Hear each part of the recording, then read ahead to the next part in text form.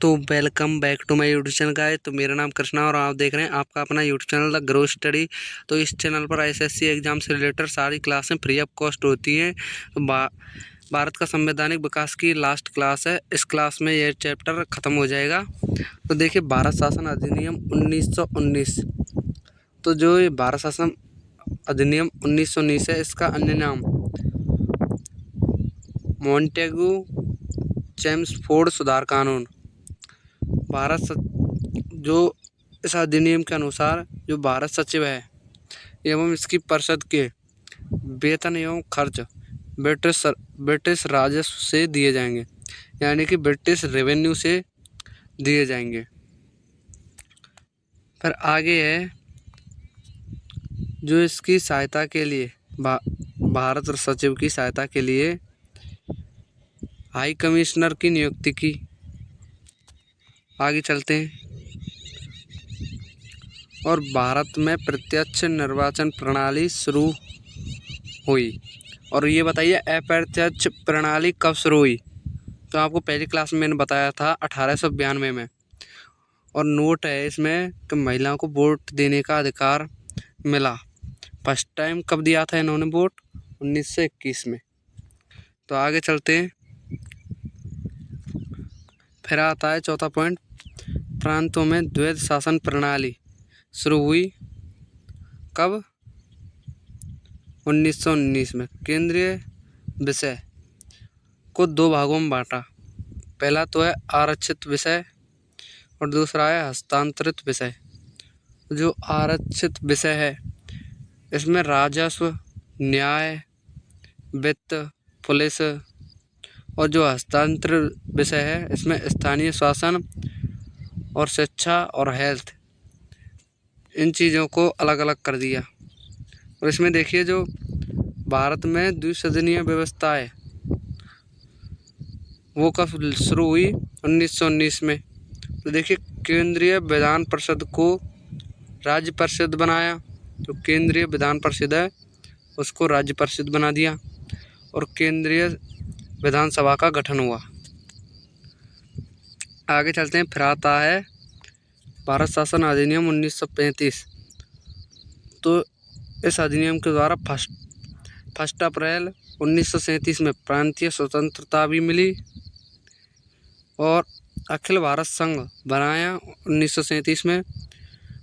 देखिए, इसमें भारत शासन अधिनियम 1935 के तहत हुआ है, जो कि 1937 में। तो भारत में संघीय न्यायालय 1 अक्टूबर 1937 को दिल्ली में बनाया। इसके प्रमुख न्यायाधीश थे मॉरिस ग्वेर और अन्य 6 जज थे, जिनमें से 4 अंग्रेज जज, 2 भारतीय। भारतीय कौन कौन थे? M.R. जैकब और शाह मोहम्मद सुलेमान।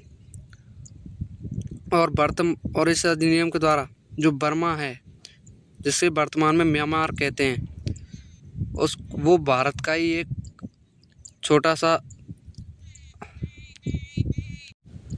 और देखिए, जो ये इस अधिनियम के द्वारा जो बर्मा है, बर्मा यानी कि म्यांमार को 1937 में भारत से अलग कर दिया, अलग देश बना दिया, यानी ये भारत का ही हिस्सा था जो म्यांमार था। वर्तमान में म्यांमार कहते हैं। फिर आता है 1937 में 11 प्रांतों में चुनाव हुए 1937। और किस अधिनियम के द्वारा हुए? 1935 के। देखिए, और देखिए 5+3 8 प्रांतों में कांग्रेस की सरकार बनी। असम, बम्बई, पश्चिमी सीमा प्रांत कांग्रेस ने गठबंधन से सरकार बनाई। पश्चिमी तौर सीमा प्रांत में कांग्रेस ने गठबंधन से सरकार बनाई। और 5 जो हैं, मद्रास, बिहार, उड़ीसा, पश्चिमी प्रांत, संयुक्त प्रांत में कांग्रेस ने बहुमत से सरकार बनाई। और 2 प्रांत, पंजाब और बंगाल, पंजाब में मुस्लिम लीग की हेल्प से यूनिस्ट पार्टी की सरकार बनी। और बंगाल में मुस्लिम लीग के सहयोग से कृषक प्रजा पार्टी की सरकार बनी। और लास्ट पॉइंट है सिंध में सहकारी सहयोग से सरकार बनी। और कब अलग हुआ ये? 1943 में अलग हुआ। आगे चलते हैं। अब देखिए ये कुछ पॉइंट है। कांग्रेस ने 28 माह तक शासन किया और फिर अक्टूबर 1939 में कांग्रेस ने 8 प्रांतों में सामूहिक त्याग पत्र दिया। मतलब कि 28 महीनों तक तो इसने शासन किया कांग्रेस ने, फिर त्याग पत्र दे दिया। और मुस्लिम लीग जो है उन्होंने 22 दिसंबर 1939 में कांग्रेस के त्याग पत्र को मुक्ति दिवस के रूप में मनाया। और समर्थन जो इनको मुस्लिम लीग को किया था वो थे अंबेडकर जी द्वारा।